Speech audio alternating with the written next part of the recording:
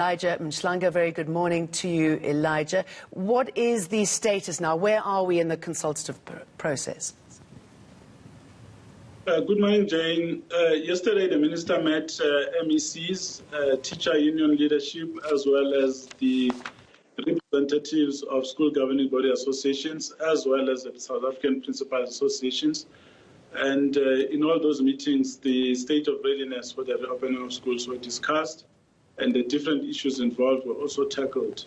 So today, there will be cabinet, and the minister will be taking that plan to cabinet for deliberations.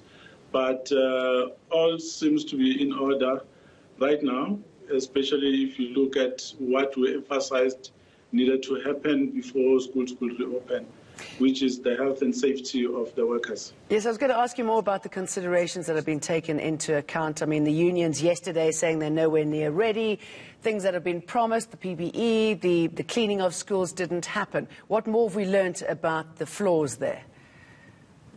Well, there were no flaws. The planning that we made was based on orders which had been placed already on the 21st of April, which did not arrive, and that's beyond our control. So we had to find another way of procuring those services and products. And this week, we'll be seeing the deliveries of such. By the time the teacher unions issued a directive or advice to their members not to go to schools, the provinces had already communicated to staff to say that don't go to work because we are not ready, the PPE material has not arrived.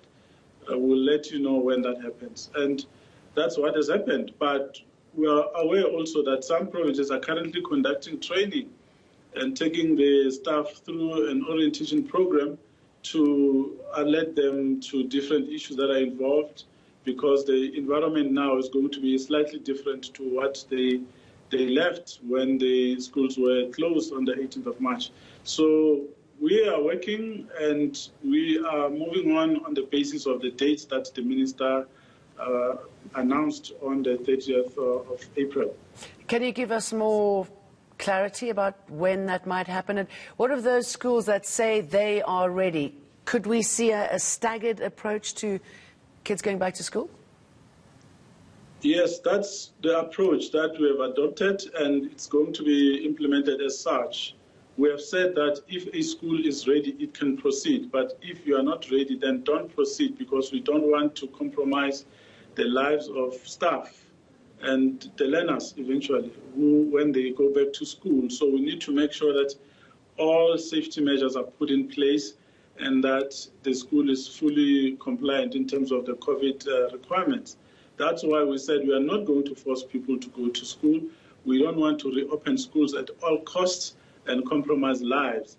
We'd rather delay if it means that we use the time to do the right thing, and that's exactly what is happening now.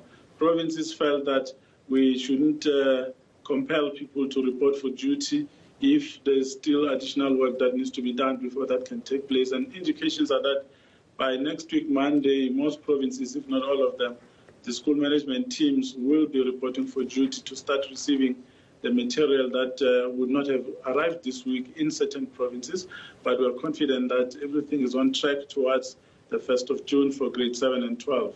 And will we be getting more information on Thursday when that briefing is taking place? Excuse me.